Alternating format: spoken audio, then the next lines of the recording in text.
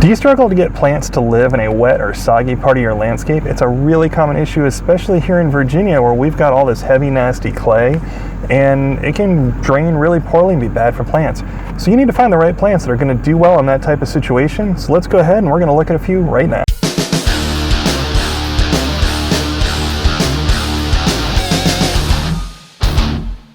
I'm Dave Marciniak with Revolutionary Gardens, and it may surprise you to know that that's not my backyard behind us. This is actually Old House Vineyards in Culpeper, Virginia. It's a client of mine that we did a lot of work for. And they have a particular wet soil problem because, as you can see, we got a farm pond behind us. How do you fill a farm pond? Everything that's uphill flows downhill to the pond, and we had to plant the shores of that pond to actually work. It was a little bit of trial and error, but we actually found some great plants that do really well in this soil conditions. Let's go ahead and take a look.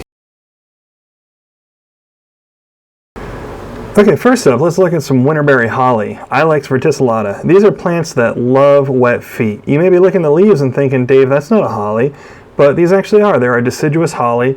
They're going to drop their leaves in the fall, and that's when the magic happens. Winterberry holly puts out this massive amount of red berries that stick around even after the leaves come off. It's striking and it's beautiful, especially at a time of year when everything is gray and kind of sucks. Just keep in mind that you need to have at least one male for your females.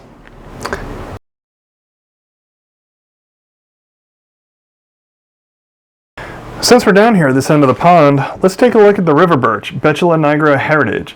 As the name would suggest, they're happy on the banks of rivers, but also in many low-lying spots in lawns and yards that get a good bit of water. They're a pretty fast-growing tree, and I would consider them a messy tree though, just because smaller twigs seem to fall off the tree in heavy winds, or moderate winds, or when 3 fat sparrows fly past. But it's a gorgeous tree and it loves water. I mean, one caution thing with the whole loves water thing, I see a lot of people say, oh, well, you know, I've got this kind of swampy wet area in my yard that always stays wet. And people say, oh, well, go ahead and plant birch trees. It's going to suck up all that water. It's not really how it works. The birch trees work there because they can handle having wet feet, but look at the tree. There's only so much water you can pack in there. And in most of these cases, when you got a swampy spot, the tree will survive, but it's certainly not going to make a nice dry lawn area for you. So keep that in mind.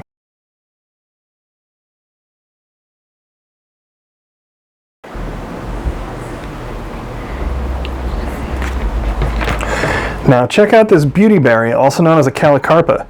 This is an amazing shrub that does really well in a wide range of conditions. Full sun in the muck, happy. Heavy dry shade, bring it. But here's the magic of beautyberry. You can see that right now we're just starting to go from little pink flowers to little green berries, and a couple of those have actually turned purple. The flowers are pretty, but they're not really showy, and that's not where the excitement is. Fall is where this plant really rocks the runway. Much like winterberry holly, it starts setting berries and then the leaves drop.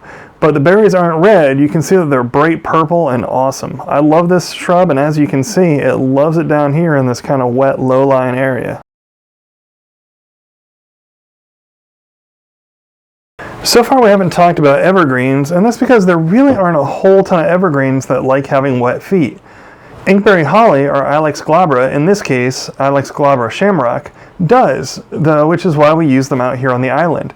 Think about it. To create a stable island in the middle of a pond takes a lot of clay, and that clay does not drain well. This is what happened to our excavation for the walkway after a heavy rain, if that gives you any idea of what we're up against here. Thing is, the inkberry have worked out beautifully out here, and we're keeping them trimmed as a nice little shrub for the background of the weddings here.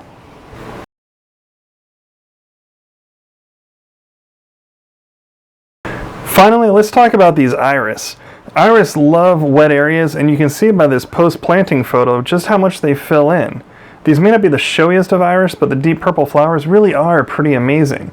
And this just goes to show that you can have woody trees and shrubs, and you can have perennials that really like the wet feet.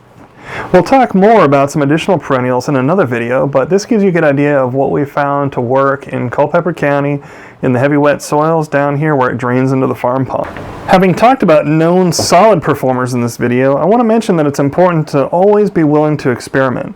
Sometimes we learn what doesn't work the hard way, and occasionally we get a pleasant surprise with something that shouldn't work according to the books and the experts and everything else, but occasionally it does. If you take a look here, you can see these spreading yew bushes, or Taxus baccata repandans, and these guys are notorious for not tolerating heavy clay. They want well-draining soil. You know, for example, I grew up in New England. They love it up there because it's all this free-draining, sandy, gravelly soil. But check these out. I have no idea what I was thinking when I planted these back in the spring of 2010, but these guys, these are super, super happy here. Well, there you have it. I hope that this gave you some really good ideas for what can possibly work for you for your wet soil areas at your yard.